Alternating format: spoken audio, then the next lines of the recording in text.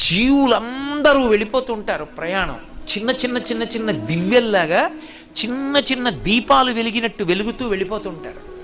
అందరూ కాలంలో ఎలా వెళ్ళిపోతూ ఉంటారంటే ఈ కాలం నడుస్తుంటే, అందుకే పోతన గారు భాగవతంలో అంటారు కాలంబు గతి అంటారు, పరమేశ్వరుడి నడక. అందులో వెళ్ళిపోతూ ఈ జీవులన్నీ దీపాలు, కొన్ని కోట్ల దీపాలు వెళ్ళినట్టు వెళ్ళిపోతుంటారు. ఇవన్నీ ఎటు పెడతాయంటే అన్నీ దక్షిణానికి వెళ్ళిపోతాయి, అన్నీ దక్షిణ దిక్కుకు ఎడతాయి. ఎందుకు ఎడతాయంటే పాపపుణ్యాలు చేసి అక్కడికి వెళ్ళి భూమిలో కలిసిపోయి మళ్ళీ ఎక్కడో దీపం కింద పుడతాడు, పుట్టి కొంతకాలం ఉండి మళ్ళీ అలా దక్షిణ దిక్కుకు వెళ్ళిపోతాడు, శ్మశానంలోకి వెళ్ళిపోతుంటుంది శరీరం. ఎవడు ఏ దీపం నేను వెళ్ళనని ఉత్తరానికి తిరిగిందో ఆ దీపం ఇక అందులోకి శరీరం పెడుతుంది, ఇక ఆ దీపం మళ్ళీ పుట్టది.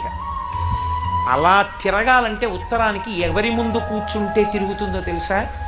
ఒక్క దక్షిణామూర్తి ముందే.